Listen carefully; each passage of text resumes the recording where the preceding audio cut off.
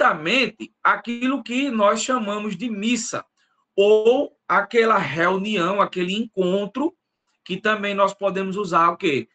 Seria para partilhar a palavra, para fracionar o pão, distribuir o pão.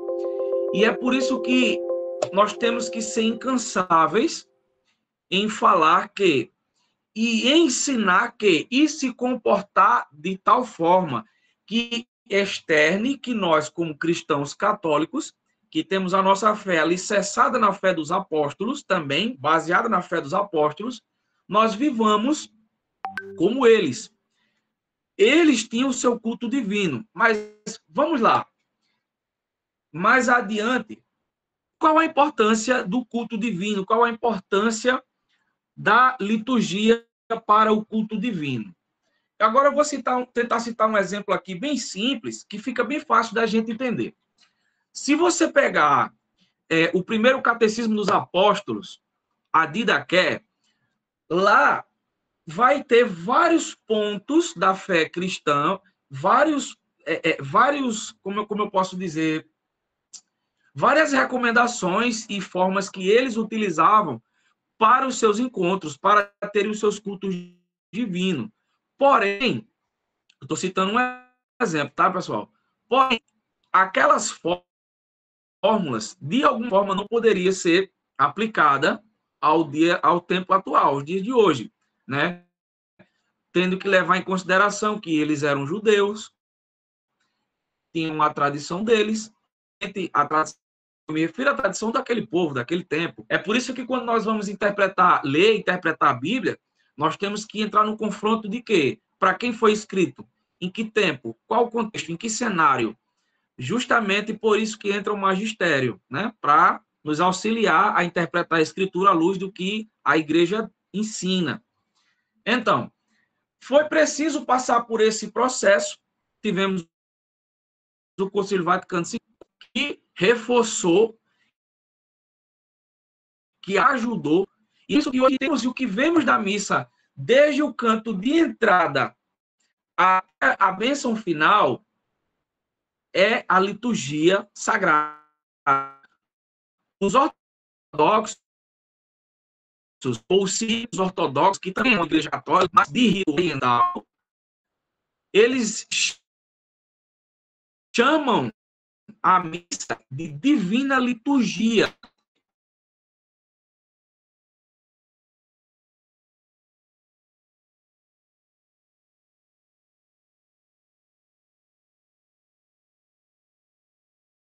Na Santa Missa. Por exemplo, é aquilo que eu falo. A Santa Missa ela é dividida em duas partes. A liturgia da palavra e a liturgia eucarística. Essa liturgia da palavra, ela é aquela parte em que nós vemos as leituras, desde o rito inicial, canto de entrada, o ato penitencial, o hino de louvor, e aí entra na oração da coleta, entra nas leituras, enfim. Essa é a liturgia da palavra na Santa Missa ou na celebração. Mas vamos falar de Santa Missa, né? Porque a liturgia eucarística só há na Santa Missa, né? Por causa do sacrifício que só o sacerdote pode oferecer. Então, aquela parte toda do início até as leituras, aliás, até o ofertório, liturgia da palavra, passando liturgia eucarística. Então, a liturgia, nós vamos ver aqui no capítulo 1, princípios gerais em ordem à reforma e incremento da liturgia. Natureza da Sagrada Liturgia e sua importância na vida da igreja. Aí eu vou avançar aqui um pouco o documento para a gente entender uma coisa. Presença de Cristo na liturgia. Para realizar tão grande obra, Cristo está sempre presente na sua igreja, especialmente nas ações litúrgicas. Prestem bem atenção, Cristo está sempre presente na sua igreja, principalmente nas ações litúrgicas. Está presente no sacrifício da missa, quer na pessoa do ministro, o que se oferece agora pelo ministério sacerdotal, é o mesmo que se ofereceu na cruz. Ou seja, justamente essa compreensão de que o sacerdote ele está ali como o in persona Cristo e faz parte dessa compreensão. Naquele momento, o padre ele está oferecendo aquele sacrifício, ele está renovando. Prestem bem atenção que tem... Gente, não tem como nós falarmos de igreja, não tem como nós falarmos de documentos da igreja, não tem como nós entrarmos na catequese da igreja sem abordar as divergências teológicas que há dentro do cristianismo. E aí nós desferimos as outras vertentes. E aqui, novamente, eu cito os protestantes. Não tem como dizer que o sacrifício da missa é Jesus morrendo de novo. Você vai escutar muitas pessoas falando isso. Ah, na missa Jesus morre de novo. Não, não é verdade. O sacrifício da cruz, o sacrifício incruento da cruz, ele é renovado pelas mãos do sacerdote, tá? Então, aquele sacrifício é renovado pelas mãos do sacerdote para que aquele povo entenda e vivencie também aqueles passos, aquela forma, aquela fórmula. E ele vai dizer o seguinte: quer e sobretudo sobre as espécies eucarísticas, está presente com seu dinamismo nos sacramentos, de modo que, quando alguém batiza, é o próprio Cristo que batiza. Este está presente na sua palavra, pois é ele que fala ao ser lida na igreja a Sagrada Escritura. Está presente, enfim, quando a igreja reza e canta. Ele que prometeu: onde estiverem 2 ou 3 unidos, em meu nome, eu estou no meio deles. Ou seja, para que isso, não que Jesus ele vá se limitar a uma liturgia, a uma fórmula de celebrar. Obviamente, ele vai estar em todo lugar, ele é onipresente. Mas, para a compreensão da igreja, para a compreensão do povo, foi preciso fazer adaptações. Por que que nós temos ritos? Vamos entender. Por que que nós temos ritos na Santa Missa? Para que fiquem organizados todas as partes da missa. Por exemplo, se nós formos para uma missa, um dia desse eu vi a irmã Kelly Patrícia falando, né, dando testemunho lá no Instituto Reset, que ela tinha ido para uma missa na China. Veja só, uma missa com rito ocidental. Por que? Não me perguntem. Mas ela disse, mesmo sem entender nada, sem entender o que eles estavam falando, mas eu sabia qual era a próxima coisa que ia acontecer, justamente porque eram os mesmos ritos que no Brasil ou em qualquer parte do mundo se tinha o rito romano, o rito oriental, era aplicado lá também, mesmo sem entender as palavras, mas ela sabia o que estava acontecendo através dos ritos. Então, esses ritos, eles facilitam a compreensão do fiel. Por isso que, no decorrer do tempo, esses ritos precisaram ser adaptados. Vamos lá. Por exemplo, nós vamos ter aqueles ritos... pronto, quem usa muito esse rito são as igrejas sírio-ortodoxas, que é aqueles ritos em que o padre ele fica de costa para o povo, que na versão deles não é ficar de costa para o povo, é de frente para Jesus. Eles também têm a Eucaristia, né? Da mesma forma, são igrejas católicas também, igrejas irmãs, que têm comunhão parcial com a igreja de Roma, e eles têm um rito totalmente diferente do nosso. Por exemplo, um católico, se ele for católico romano, se ele for participar de uma Santa Missa, de uma Santa Liturgia, Divina Liturgia, como eles falam, numa igreja síria-ortodoxa, mesmo sendo uma igreja católica, ele vai ficar perdido, porque ele não conhece a liturgia de lá, a forma que é usada. E aqui, gente, abre um parênteses bem grande. A liturgia, pessoal, não se resume só às leituras, tá? Foi o que eu falei. Do canto de entrada até mais ou menos o ofertório, liturgia da palavra. Ali entra a liturgia da palavra, os ritos iniciais, são divididos. Ritos iniciais, ato penitencial, enfim, e liturgia da palavra. Então, as partes que compõem, que correspondem à missa, novamente, são chamadas de liturgia, para facilitar o entendimento do fiel. Veja só,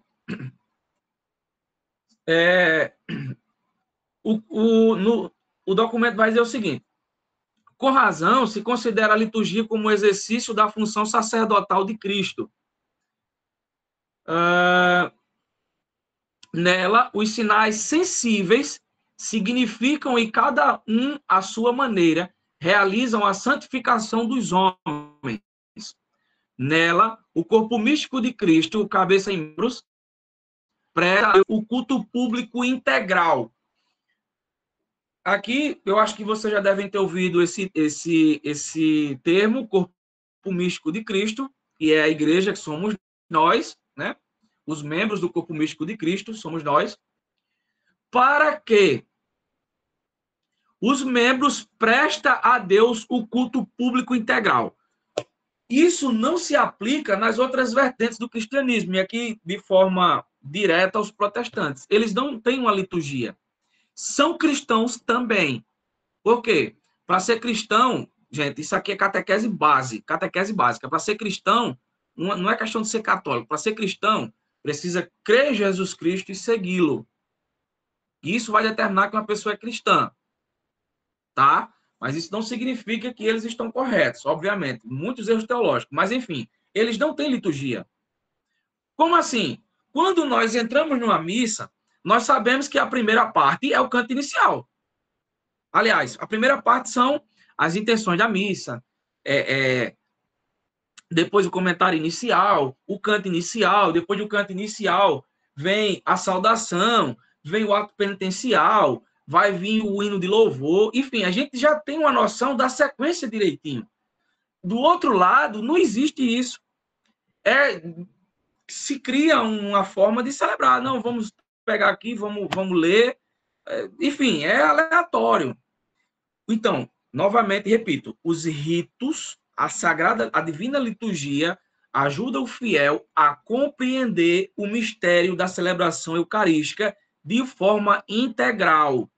Faz com que o corpo místico de Cristo, nós participemos, nós vamos ver mais na frente aqui no documento, participemos de forma integral, experimentando da liturgia divina, ou seja, aquilo que é celebrado no céu, já também na terra, através dos ritos e da divina liturgia.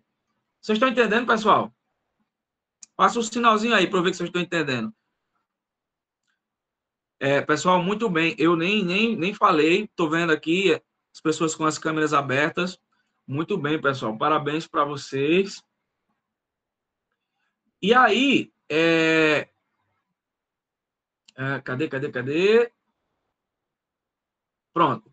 Portanto, qualquer celebração litúrgica por ser obra do Espírito, o sacerdote do seu corpo, que é a igreja, a ação sagrada por excelência, cuja eficácia, com o mesmo título e no mesmo grau, não é igualada por nenhuma outra ação da igreja. Nós estamos referindo à missa, tá? Nós estamos referindo à missa. No outro parágrafo, ele vai trazer uma realidade que é aí onde nós entramos e facilita o nosso entendimento.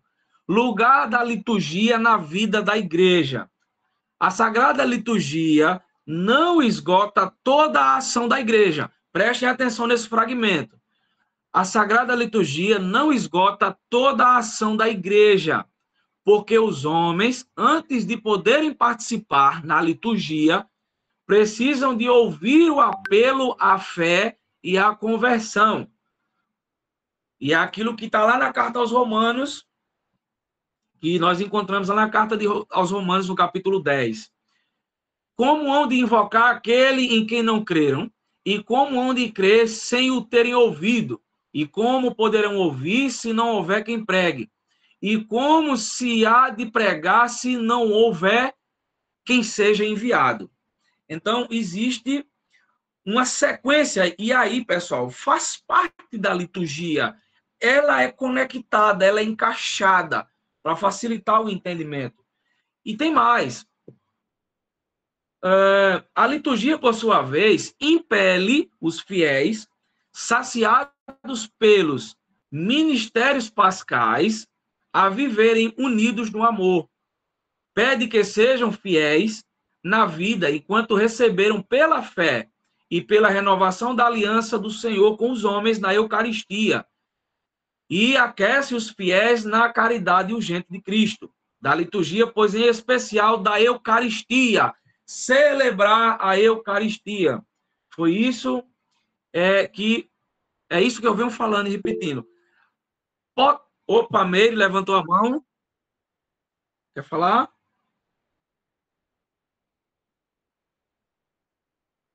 Alguém levantou a mão?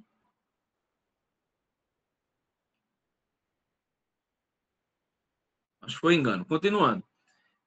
Quando esse documento vai dizer que a liturgia não esgota toda a ação da igreja, trocando em miúdos, está se referindo ao seguinte: a liturgia não esgota toda a ação da igreja. Por exemplo, vamos lá. Por exemplo, obviamente todo católico ele é direcionado, ele é impelido, ele é exortado a participar da missa dominical sem falta. Não tem justificativa. Porém, há uma compreensão ainda que, graças a Deus, está mudando, de que eu vou apenas para a missa e é o suficiente. A missa é a nossa maior demonstração de fé, a Santa Missa. Porém, como o documento vai dizer, a ação da igreja não se esgota só na participação da missa. O homem é chamado à conversão na sua vida de oração, na sua vida sacramental. Isso também faz parte da liturgia da igreja. Por exemplo, quando vai se celebrar um sacramento, o sacramento do batismo, ele tem uma liturgia para o sacramento do batismo. A Páscoa, por exemplo, a maior celebração da Igreja Católica, a Páscoa, da ressurreição de Cristo. Existe um rito para a Páscoa. Aquelas leituras, todas aquelas leituras, toda aquela hora de missa, a vigília pascal, ou seja, existe uma liturgia, um rito que nos faz compreender e vivenciar melhor os mistérios daquela celebração. Por exemplo, a celebração da Sexta-feira da Paixão. Não é missa, é uma celebração. Tem o seu próprio rito, a sua própria liturgia, ou seja, é por isso que o católico ele precisa estar alinhado com a catequese para que ele possa entender e compreender. Por exemplo, nós vamos para uma adoração santíssima. Um momento de adoração santíssima, na quinta-feira. Até então, não existe, olha, o rito de celebração é esse aqui. Oficial que eu digo é, por exemplo, como um canto desse, ou como a liturgia da missa, por exemplo. Que se mudar são adaptações. Não. Você pode, obviamente, respeitando a doutrina, respeitando o direcionamento da igreja, do seu bispo, enfim. Mas você pode, olha as aspas, tá? Para não corrigir. Você pode, de certa forma, elencar um rito para você celebrar. Por quê?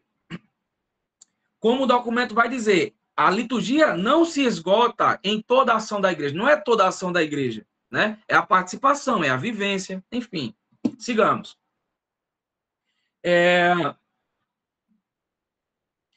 Corre sobre nós como de sua fonte a graça e por meio dela conseguem os homens com tal eficácia a santificação em Cristo e a glorificação de Deus, a que se ordenam como seu fim todas as suas obras da igreja.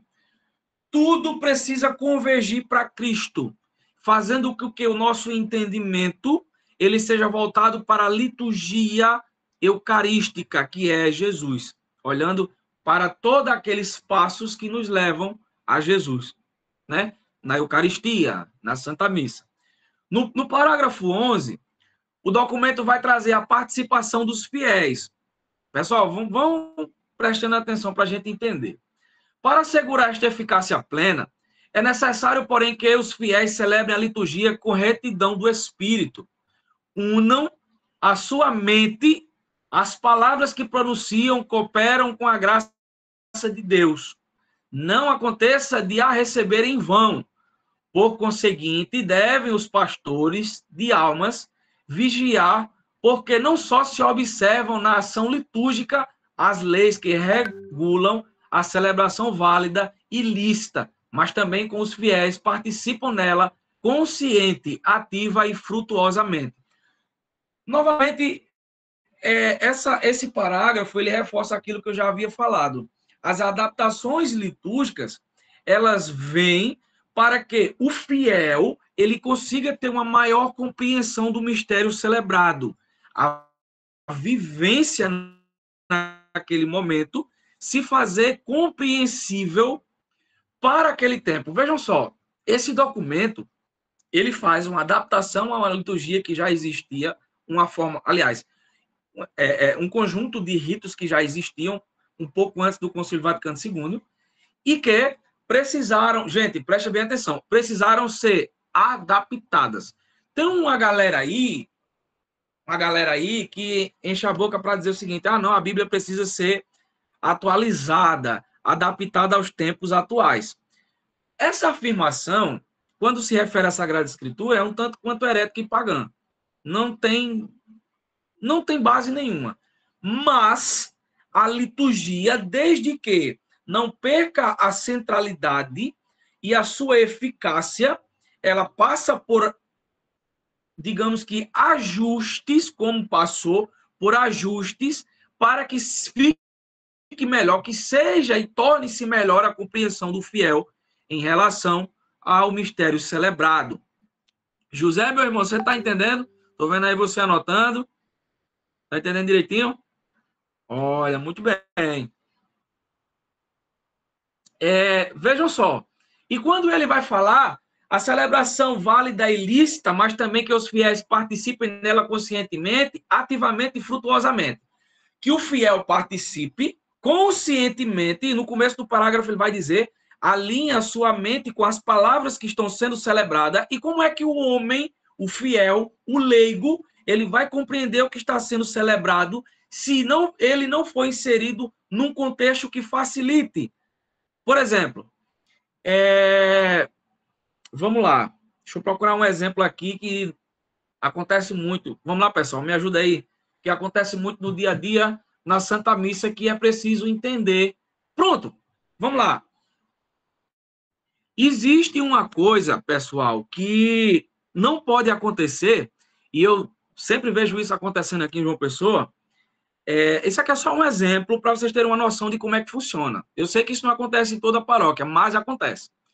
A oração da paz. Senhor Jesus Cristo, que disseste aos vossos apóstolos, eu vos deixo a paz, eu vos dou a minha paz. Essa oração é típica do sacerdote. O leigo não pode fazer, mas as pessoas fazem.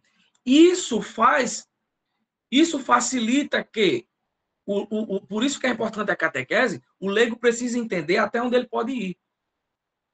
Existem vários vídeos e vários fragmentos catequéticos que vão assegurar, por exemplo, gestos durante a Santa Missa que o fiel, o leigo, ele não pode fazer, que é típico do sacerdote. Deixa eu ver aqui. Eu não... Só um segundo, pessoal. Deixa eu pegar aqui meu livro aqui para eu partilhar uma coisa com vocês.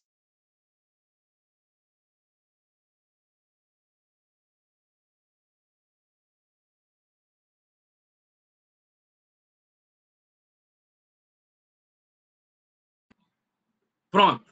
Esse livro aqui, Instrução Geral do Missal Romano, ele é um exemplo vivo que nos faz entender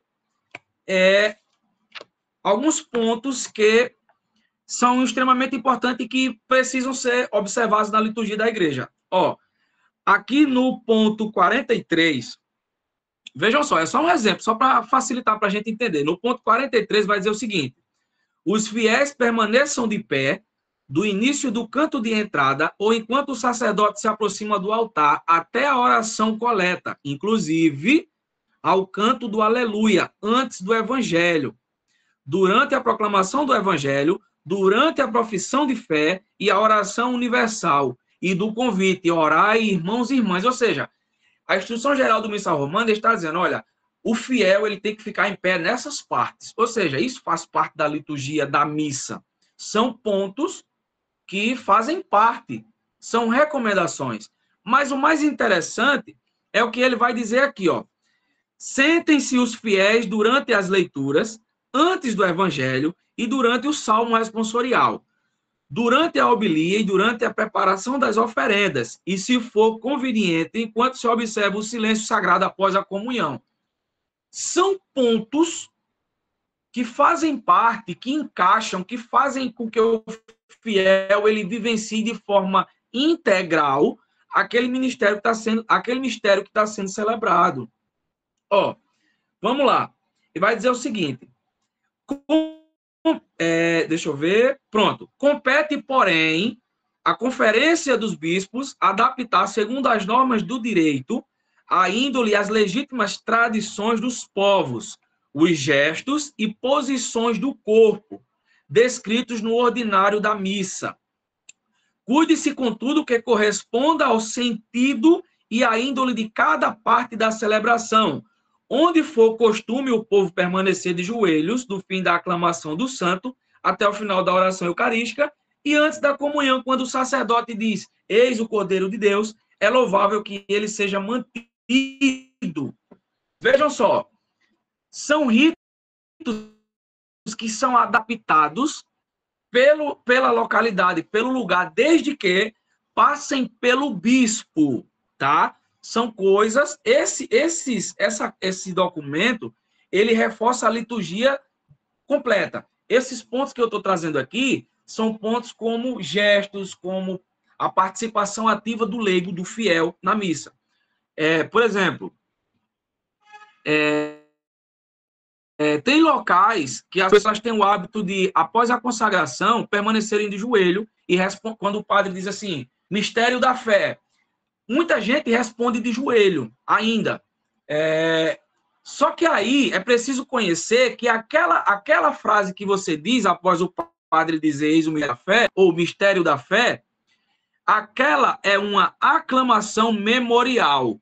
E a aclamação memorial não se faz de joelho, se faz de pé. Portanto, terminou a consagração, mistério da fé, levanta-se e responde. Mas aí você vai perguntar, onde que tem escrito isso? Olha, é aquela mesma questão das palmas da missa. Você não vai achar um lugar que diga pode, oficialmente, nem um lugar que vai dizer não pode. Não vai achar. Mas nós vamos encontrar indícios que nos levam à compreensão do que até onde é permitido. E como nesse caso específico nós estamos falando de uma aclamação memorial, é preciso entender que a aclamação memorial não se faz de joelho, tá? E um outro ponto que é muito colocado claro que isso aí vai partir de uma recomendação do bispo. Eu saí um pouco aqui, pessoal, entrei um pouquinho na catequese aqui, porque é importante. A questão de aclamação do evangelho. Tem leigo que só se levanta quando o padre levanta, ou o diácono, ou quem vai ler levanta. Gente, essa parte nós podemos aplicar para aqueles que estão no altar, em serviço. O povo da Assembleia começou a cantar. Gente, o próprio canto já está dizendo, é aclamação. Aclamação ao Santo Evangelho. Como é que você vai aclamar sentado? São pontos que nos levam à compreensão. Levantar. Faz parte da liturgia. Entende? Um outro ponto, que aí também eu estou saindo um pouco, mas eu vou voltar, é uma questão que foi me questionado muito, a questão, a ministro, graças à ministra Sagrada Eucaristia, a questão do uso do crucifixo por cima da veste. Não existe nenhum documento da igreja que proíba o uso. Existe uma recomendação, mas essa recomendação ela precisa partir do bispo diocesano. Por exemplo, não há uma proibição formal, mas se naquela diocese em específico o bispo ele orienta que não, então nós obedecemos. Mas se ele não fala, se ele não aborda, não há problema. Tanto os documentos da igreja não vai trazer isso, como isso aí é de praxe. Obviamente, vai ter dioceses que vai existir essa recomendação e outras não. Enfim, foi só um parêntese que eu abri aqui para a gente voltar ao tema está sendo falado. Vamos lá. A vida espiritual extralitúrgica está aqui no parágrafo 12. Mais uma vez eu vou perguntar. Pessoal, vocês estão entendendo? Está ficando claro? Olhem, vocês estão entendendo mesmo? E aí, José, você quer comentar alguma coisa? Diga aí, meu irmão. Vamos lá, sigamos. A participação na Sagrada Liturgia, como eu disse, não esgota, todavia, a vida espiritual. O cristão chamado a rezar em comum deve entrar também no seu quarto para rezar sós. Olha, preste atenção. Ao Pai. Segundo o ensino o apóstolo, deve rezar sem cessar. E o mesmo apóstolo nos ensina a trazer sempre o nosso corpo, os sofrimentos da morte de Jesus, para que a sua vida se revele na nossa carne mortal. É essa a razão porque no sacrifício da missa pedimos ao Senhor que, tendo aceita a oblação da vítima espiritual, faça de nós uma oferta eterna, assim consagrada. Você lembra daquela resposta na oração eucarística? Fazer de nós uma perfeita oferenda. Ou a resposta é uma súplica, um pedido que está dentro da liturgia eucarística, que é aquilo que eu também falei no início, faz com que o fiel ele participe de forma integral daquele mistério que está sendo celebrado.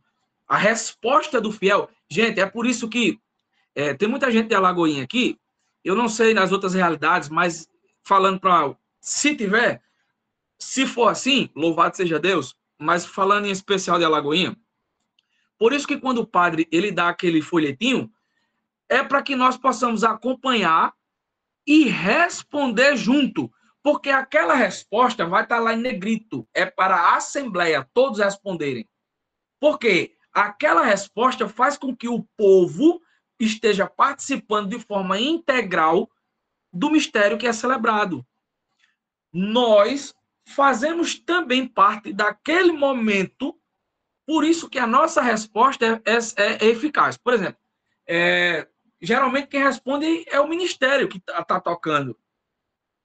Está errado. O ministério ele precisa responder também. Já já eu vou chegar lá, nessa parte do ministério. Ele precisa responder também, mas a resposta que deve ressoar é a resposta da Assembleia, porque ela está acompanhando a liturgia, ela está vivenciando a liturgia eucarística também. Posteriormente, irá receber Jesus. Mas, antes de receber Jesus eucarístico, participou daquele momento celebrativo, daquela oblação, daquela ação que está sendo dita pela boca do sacerdote. Então, é a participação do povo dentro do mistério da Santa Missa, da Divina Liturgia. Vai dizer mais o seguinte,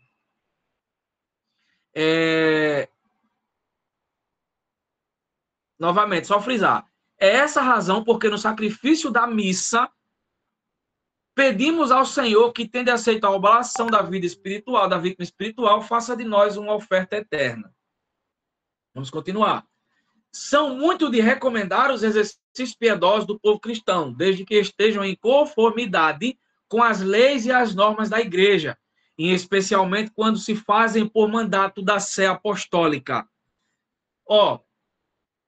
Isso aqui é extremamente importante, porque, assim, tem algumas coisas que o povo leigo, ele ainda tem o hábito de fazer, e diz assim, não, mas antigamente era assim. A gente tem que ter muito cuidado com isso. Esse parágrafo, ele deixa bem nítido. São muito recomendados os exercícios piedosos do povo cristão. Exercício piedoso. Por exemplo, quais são os exercícios piedosos? Recitar um texto. É um exercício piedoso. Sei lá, tem uma série de coisas que o fiel leigo ele pode fazer, porém, o documento deixa claro que, desde que esteja em conformidade com as leis e as normas da igreja, e especialmente quando se fazem por mandato da Sé Apostólica. Pronto, lembrei de um exemplo. Exercícios piedosos. Já chegou o ponto de acontecer, dizer assim, alguém chegar para um ministro da palavra e dizer, olha, tu faz uma celebração na intenção da morte de fulano de tal. Eu creio que alguns já devem ter ouvido isso. Não pode. Isso, além de ser contra as leis, as diretrizes da igreja, de certa forma é um erro litúrgico também, porque a intenção precisa de sacrifício. E apenas o sacerdote, na missa, oferece o sacrifício. Então, isso desobedece à lei da igreja e vai contra o mandato, a lição da Sé Apostólica, né? O direcionamento apostólico. Não adianta, né? Existem caminhos, passos litúrgicos que o fiel precisa seguir para que esteja em comunhão com a igreja e a Sé Apostólica, né? Vamos lá. Gozam também de especial dignidade as práticas religiosas das igrejas particulares, celebradas por mandato dos bispos e segundo os costumes ou os livros legítimos aprovados. Livros legítimos e aprovados, tá?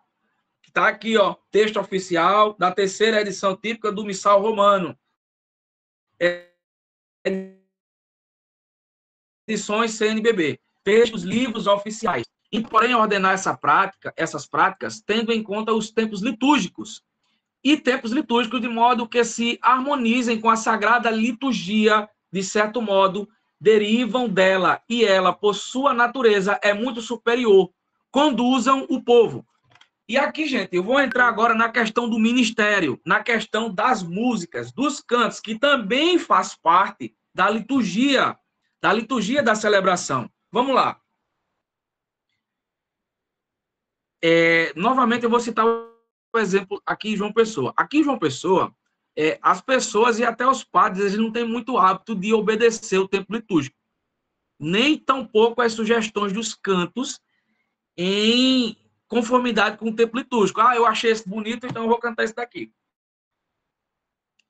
Por isso, gente, que o ministério ele entra nesse ponto também, respeitando os tempos litúrgicos. Hoje, essa semana eu estava conversando com um amigo meu, muito ativo na igreja, e a gente comentava justamente sobre isso. A importância da instrumentalização dentro da igreja, da missa. Por quê? Os cantos, eles fazem parte da liturgia da missa. E aí eles precisam estar em conformidade, segundo o documento, com o tempo litúrgico celebrado, que harmonizem a sagrada liturgia.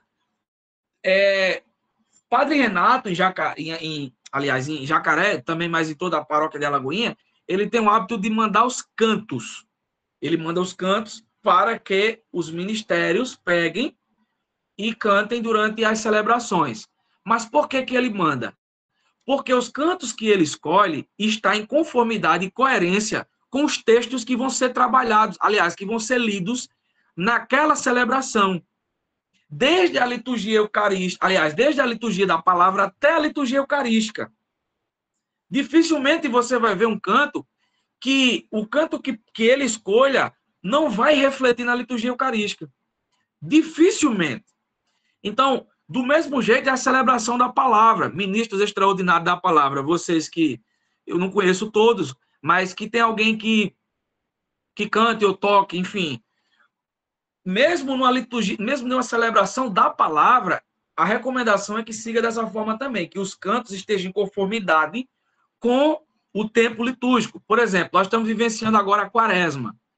O que acontece na quaresma? Cessa, Padre Renato falou bem isso na quarta-feira de cinzas, cessa-se os instrumentos estridentes, cessa-se os instrumentos, ou a barulheira, e é algo mais concentrado, mais silêncio, mais organizado. Eu, particularmente, eu acho muito lindo o tempo litúrgico da quaresma, porque é algo mais levado à meditação. Porque está em conformidade com a liturgia da palavra e a liturgia, o tempo litúrgico que é vivido. Por isso que a gente não pode, na quaresma, eu vou cantar um canto animado, mesmo que ele esteja em conformidade com o tempo litúrgico, mas o ritmo também precisa estar em conformidade. Uma coisa é você pegar um canto no tempo comum e você cantar e tocar de forma alegre. Outra coisa é, por exemplo, agora que nós estamos vivendo a quaresma, aplicar da mesma forma. Não faz sentido. Não faz sentido. Você está quebrando, você está desobedecendo as regras litúrgicas. E sem falar, por exemplo, deixa eu ver aqui, vamos lá, a questão das palmas também. Primeiro que eu, particularmente, eu não recomendo bater palma em momento nenhum da Santa Missa. Eu não recomendo. Mas, mais ainda na quaresma. E mais ainda na Semana Santa. Né? Essa semana aqui no Santuário Mãe Rainha, aqui, Padre Nilson, terminou o Evangelho e a igreja toda aplaudiu. Terminou a leitura do Evangelho e a igreja toda aplaudiu. Ou seja, não tem aquele zelo com a liturgia, né? Com o tempo litúrgico vivenciado. E aqui o documento vai dizer, de modo que se harmonizem com a Sagrada Liturgia. Os cantos, eles precisam estar em conformidade com a liturgia e com o tempo vivido. Obviamente, você está no momento de adoração Santíssimo, claro, nós também precisamos ter esse cuidado. Mesmo na quaresma, a adoração Santíssimo, nós podemos fazer um canto animado. Olha, não é legal. Não é legal, porque nós estamos vivenciando um tempo de oração, recolhimento, e estamos em adoração diante do Senhor. Todas as adorações, as horas santas, na quinta-feira, ela é para contemplar a presença real e viva de Jesus na Eucaristia, em corpo, sangue, alma e divindade. Então, nós precisamos levar o povo a se conectar a esse momento. E a música, ela é o ponto importante daquela celebração da adoração santíssima, a celebração da palavra, da Santa Missa, porque o povo leigo participa também. Eu costumo dizer que na adoração santíssima, o canto é a ponte. Às vezes você chega lá e você... Eu tenho certeza que todo mundo já passou por essa experiência, de chegar um momento e dizer, meu Deus do céu, eu vou dizer o quê? Vou conversar o quê com o Senhor? E às vezes o canto está tocando lá e você começa a cantar. E você está rezando. Você está cantando, você está rezando duas vezes. Então, também faz parte da liturgia, né? Aqui eu estou abrindo um parênteses, tá?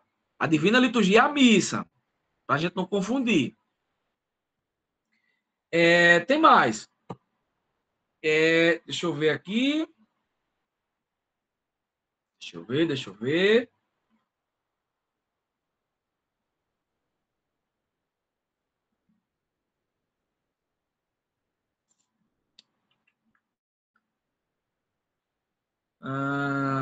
Pronto. O ensino da liturgia nos seminários, né?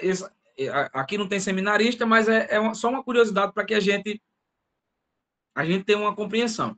O documento vai dizer o seguinte: a Sagrada Liturgia deve ser tida nos seminários e casas de estudo dos religiosos.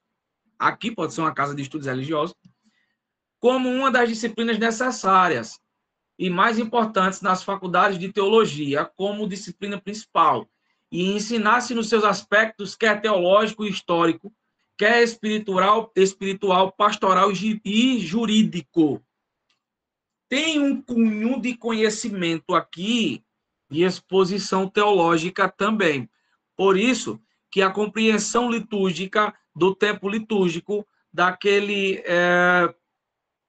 liturgia, da palavra, obviamente ela vai beber também da fonte de um conhecimento um pouco teológico e histórico. É por isso que eu falei no início. Quando nós formos pegar a Sagrada Escritura, quando a gente for pegar a Bíblia e a gente for ler, a gente precisa ter um pouco de discernimento. Obviamente, você não precisa ser um teólogo, não precisa ser um padre, não precisa ser um diácono, mas você precisa ter um pouco de conhecimento para que você não tenha uma interpretação pessoal das Escrituras, né? E aí vai entrar aspectos teológicos, históricos, espirituais, pastorais e jurídicos, né? Jurídicos ao ponto de você conseguir identificar para quem foi escrito, por quê, de que modo, em que cenário, em que contexto, tá? E aí, pessoal, tô chegando aqui, deixa eu olhar que hora é aqui, eu tô chegando aqui já no final da carta, no final do documento. Eu peguei as partes mais importantes, obviamente tem muito mais partes, e eu deixei esses pontos aqui, o parágrafo 29, para o finalzinho. Alguém quer falar alguma coisa, perguntar alguma coisa? Fica à vontade. Pronto, José. Pode falar. Boa noite, irmão Salles, boa noite a todos os irmãos e irmãs aqui presentes. Desde já quero parabenizar pela sua palestra, né? Muito importante a respeito da Constituição, né? Sacrosanto Concílio na verdade, foi o primeiro documento do Concílio Vaticano, né? Então, muito importante para a nossa igreja.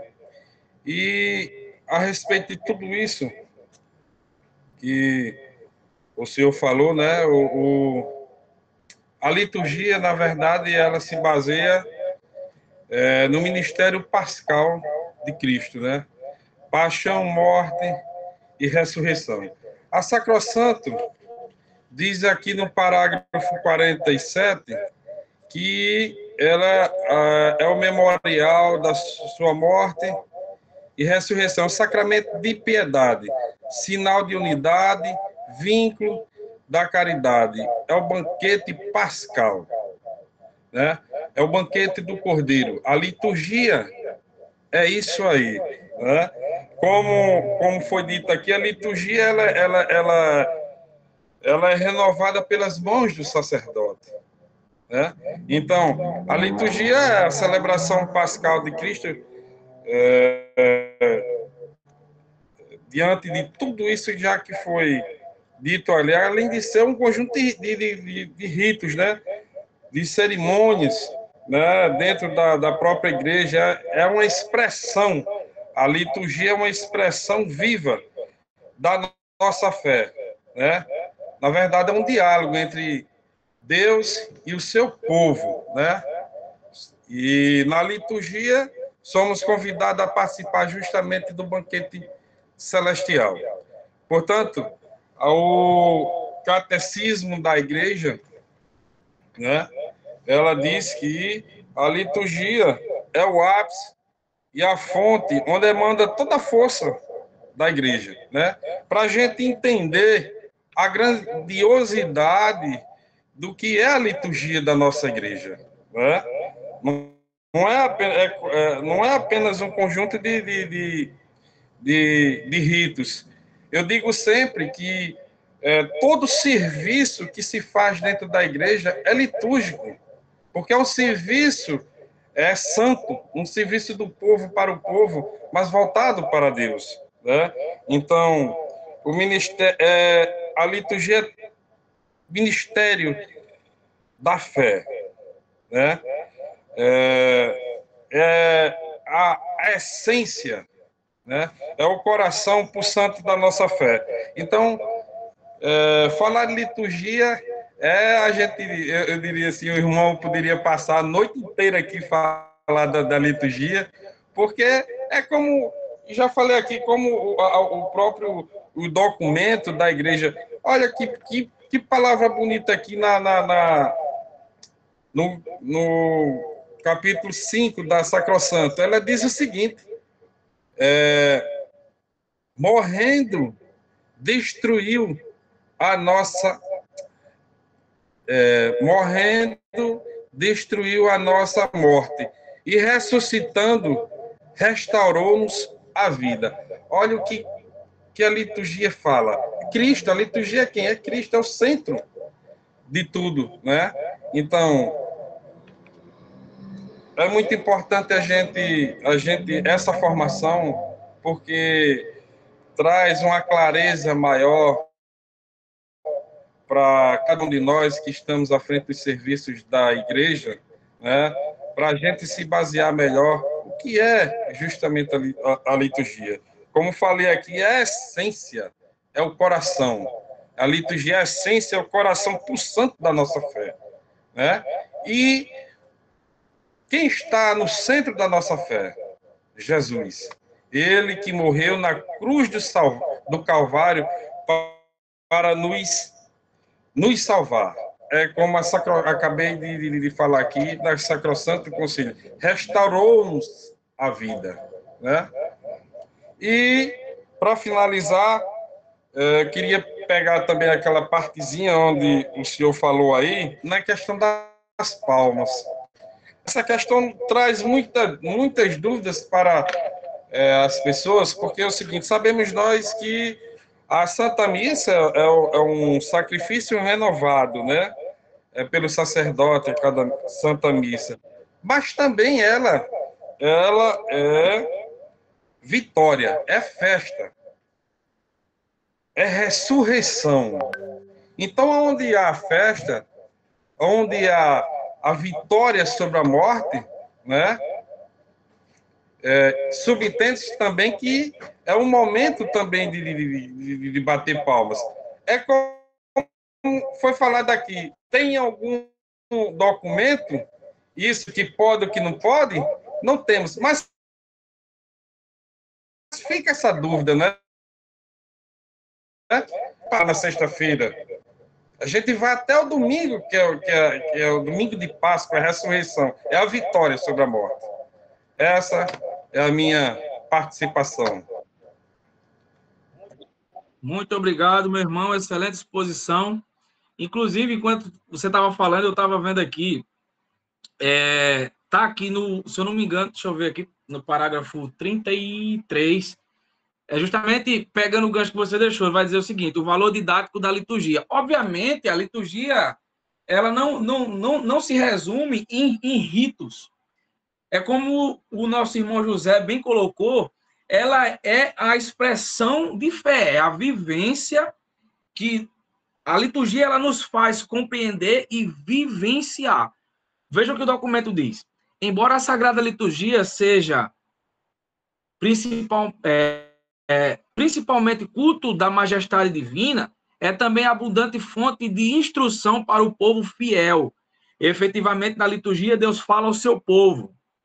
O Cristo continua a anunciar o evangelho por seu lado. O povo responde a Deus com o canto e a oração. É a resposta, é a vivência, é a exposição, é o mover, é o agir. Então, tudo o que engloba a liturgia, tudo isso que foi colocado agora, é a liturgia.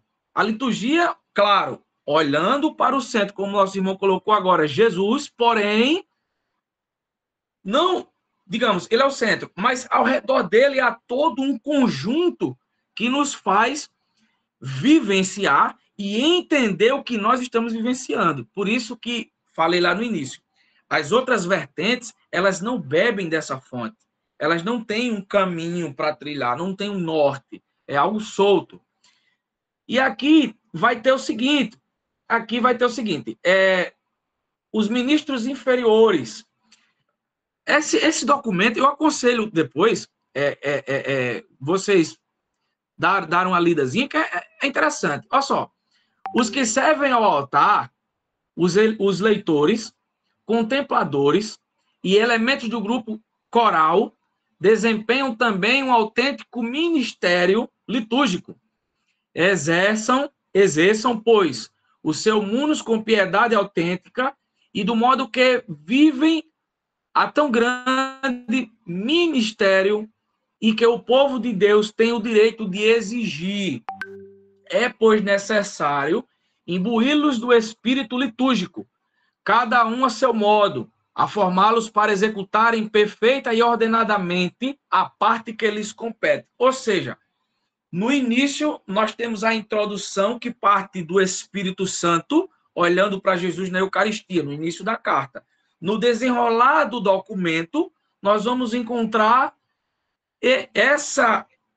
esse norte, essa direção da participação do leigo a vivenciar de forma ativa e integral o ministério pascal celebrado, obviamente. Por que muita gente, ao celebrar, aliás, ao participar, às vezes não compreende, não entende? Eu já cheguei a ver pessoas que, por que faz isso? Por que faz aquilo? Né? Então, tem um conjunto de acontecimentos, como eu posso dizer, de elementos que a igreja detém dentro da liturgia que nos ajuda na compreensão. A participação do povo, parágrafo 30. Para fomentar a participação ativa, promovam-se as aclamações dos fiéis, as respostas, a salmodia, as antífonas, os cânticos, bem como as ações, gestos e atitudes corporais. Não deve deixar de observar-se o seu tempo em um silêncio sagrado. Isso aqui eu já coloquei várias vezes, esses pontos, não vou repetir novamente. E a não acepção das pessoas.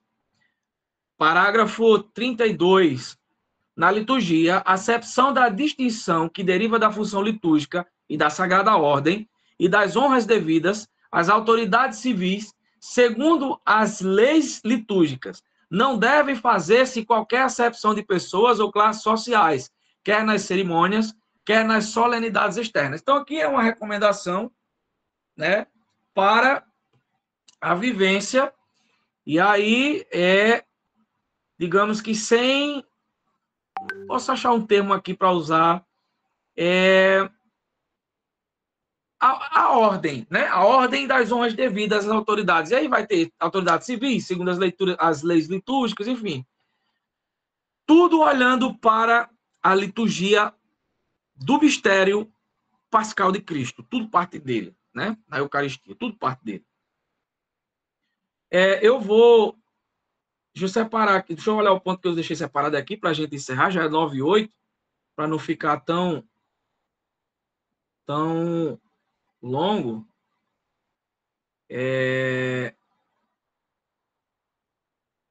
Eu vou passar aqui para o capítulo 5, incremento à ação pastoral litúrgica, para a gente encerrar por aqui. Aliás, capítulo 5 não, no inciso 5, antes do capítulo 3. E vai dizer o seguinte, deixa eu voltar aqui. Comissões de liturgia, música e arte sacra. Tudo faz parte. Convém que a autoridade eclesiástica territorial compete a que se refere o artigo 22 do inciso 2, crie uma comissão litúrgica que deve servir-se da ajuda de especialistas em liturgia, música, arte sacra e pastoral. A comissão deverá contar, se possível, com o auxílio do Instituto de Liturgia Pastoral, de cujos membros não se excluirão leigos particularmente competentes, e, se for necessário, será atribuição da dita comissão dirigir, guiada pela autoridade eclesiástica territorial, a pastoral litúrgica no território da sua competência, promover os estudos e as experiências necessárias para que se tratem das adaptações a propor à Santa Sé. Isso aqui eu quis trazer, pessoal, porque é uma espécie de resumo do que eu disse até agora. E nessa parte aqui nós vamos ver a vivência, nós vamos ver a compreensão, nós vamos encontrar a pastoral litúrgica, né? E aí, sim, a pastoral litúrgica, né? A leitura, canto, enfim. A autoridade eclesiástica aparecendo também, no caso, naquela jurisdição paroquial ou até diocesana, e tratar das experiências para adaptações e propor a Santa Sé. Por isso que esse documento, de forma bem básica, ele é visto por alguns teólogos com profundidade, como ele traz adaptações para a compreensão do povo. Cuide-se igualmente, em cada diocese, a comissão litúrgica, em ordem, a promover sob a direção do bispo a pastoral litúrgica. Poderá suceder que seja oportuno que várias dioceses formem sua comissão para promover um conjunto de apostolado litúrgico. Gente, é muita coisa. E são coisas extremamente importantes. Foi o que o nosso irmão bem pontuou agora. Se a gente fosse...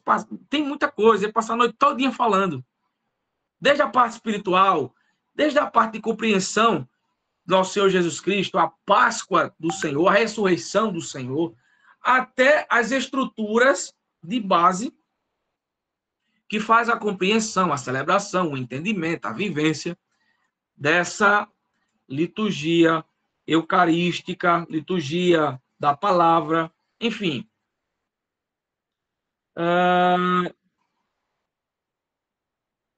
Vamos lá, deixa eu ver.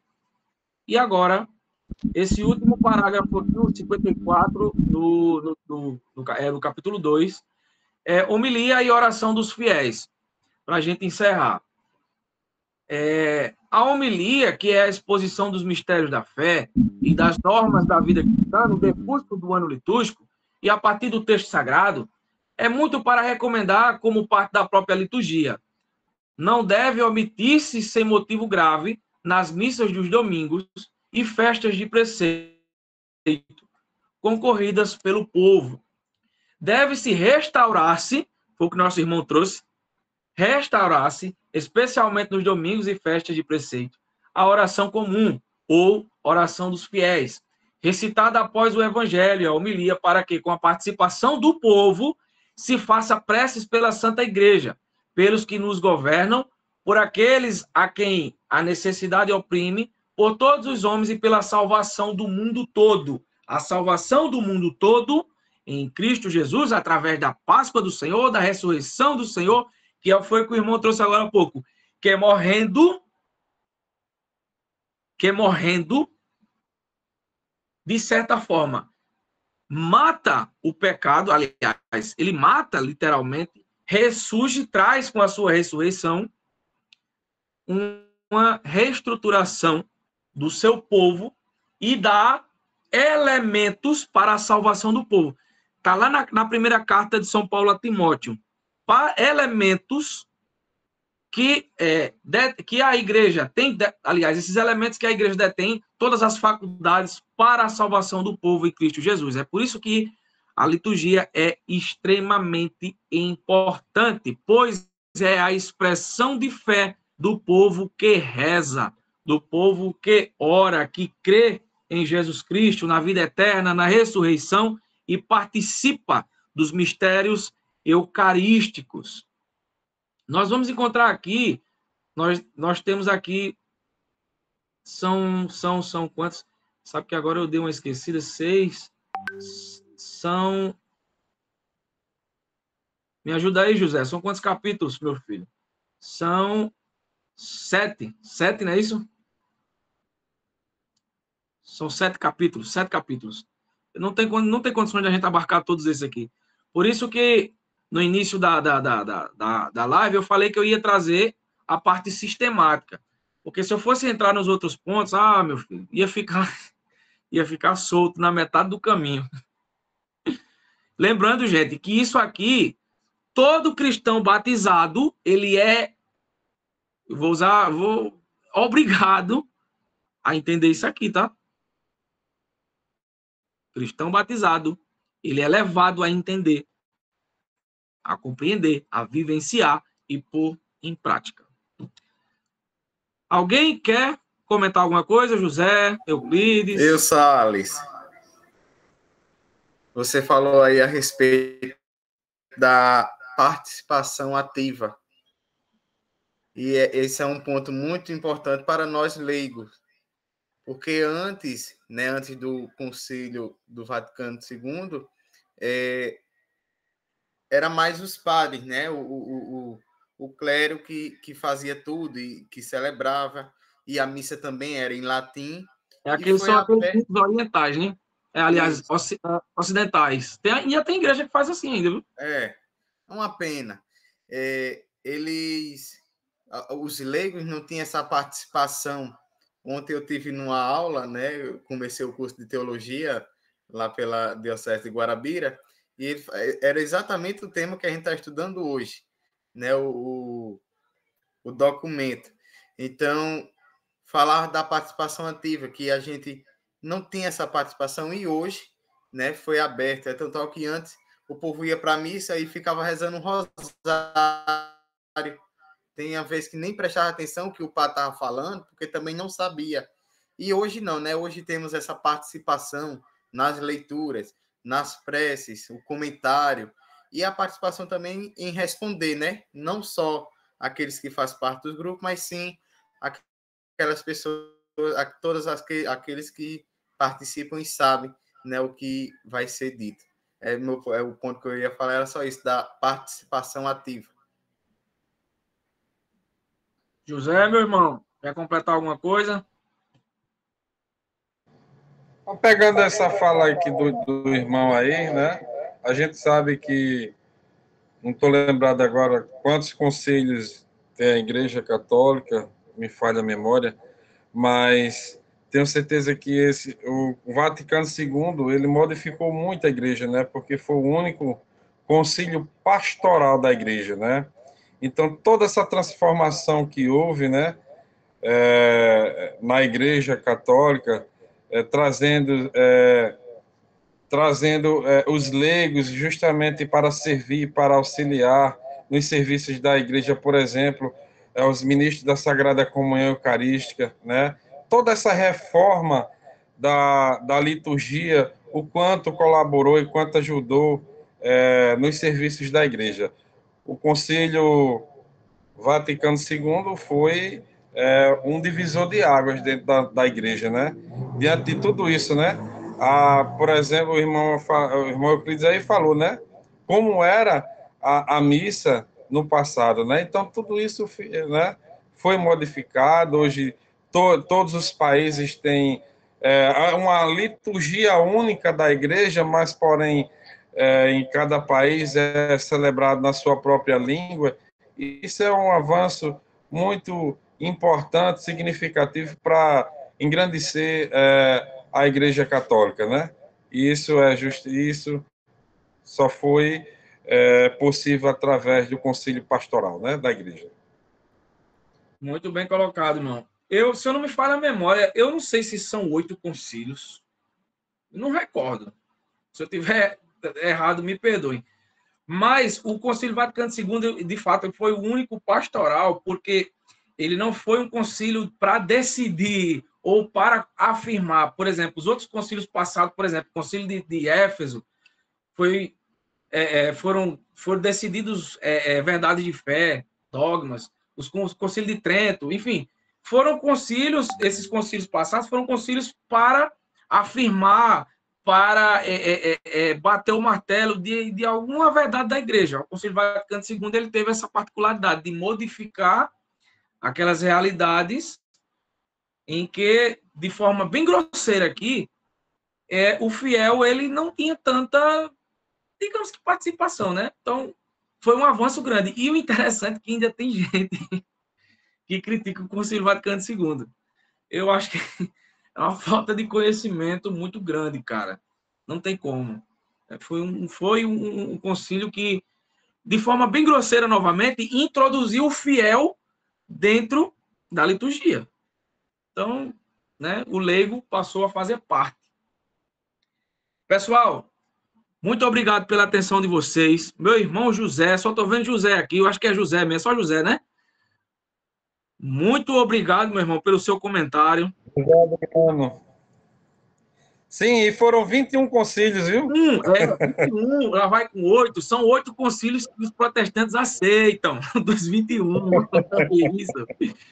E aí tem essa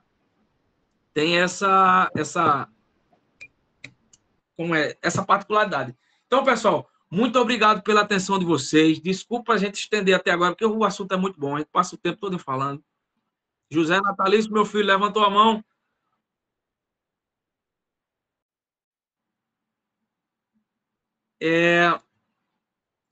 Então, pessoal, muito obrigado pela atenção de vocês. Deus abençoe vocês. Nós vamos nos encontrar mais vezes em outros temas. Se Deus permitir, a escola forânea de catequese não pode parar. E vamos embora, vamos estudar a igreja para que a gente possa buscar o conhecimento e vivenciar da forma mais plena a nossa fé. Isso é muito bom, isso edifica. Euclides, meu filho, Nós já vamos encerrar, né? Tem nenhum comentário, tem alguma vista, alguma coisa, Isso. não, né? Próximo encontro. Sim. Só um minuto. Pois é. Dia 1º. Avisa logo. 1º de abril, na terça-feira, para falar também ainda, continuar falando da formação e participação litúrgica. Esse vai ser o tema. Olha, Então, deu certo demais. Ficou o gancho para a próxima formação. Então, pessoal, vamos rezar uma Ave Maria aqui pela saúde do nosso Papa Francisco para a gente encerrar, né? O nosso pastor, que Deus possa estabelecer a saúde do nosso querido Papa e que ele continue os trabalhos. Ele continua, né? Lá do lugarzinho dele lá, mas que Deus restaure a saúde do Papa Francisco. Então vamos rezar uma Ave Maria na intenção do Papa Francisco e vou aproveitar esse momento e colocar todos vocês também nessa oração, para que Deus abençoe cada um de nós e que Nossa Senhora possa também interceder aos pés do seu Filho e nos proteger de toda tentação de Satanás. Só um comentário. Vocês estão vendo aí a repercussão que o Rosário do Frei Gilson está dando, né? Vocês estão vendo aí, né? Quando a igreja se reúne para rezar, o inferno treme. Vamos embora rezar. Quaresma é oração, é meditação. E deixa o inferno se tremer todinho. Diante do nome de Jesus, vai não aguenta não. Então vamos rezar. Vamos rezar para que nossa mãezinha possa interceder aos pés de seu filho, pelo nosso Papa Francisco. Rezemos juntos. Ave Maria, cheia de graças, o Senhor é convosco. Bendita sois vós entre as mulheres, e bendito é o fruto do vosso ventre, Jesus. Santa Maria, Mãe de Deus, rogai por nós, pecadores, agora e na hora de nossa morte. Amém. pronto. Pessoal, fiquem todos com Deus. Tenham uma excelente noite. Durmam bem e nos encontramos novamente outro dia, se assim o Senhor permitir. Estamos... Parabéns, viu, ministro? Parabéns. Foi Obrigado. muito bom mesmo. Estamos e sempre estaremos reunidos. Em nome do Pai, do Filho e do Espírito Santo. Amém. Amém. Louvado seja nosso Senhor e amado Jesus Cristo. Parabéns. Tchau, pessoal. Até mais. Tchau, obrigado pela participação de todos e de você também, Salles. Deus abençoe a vida de cada um. Tchau.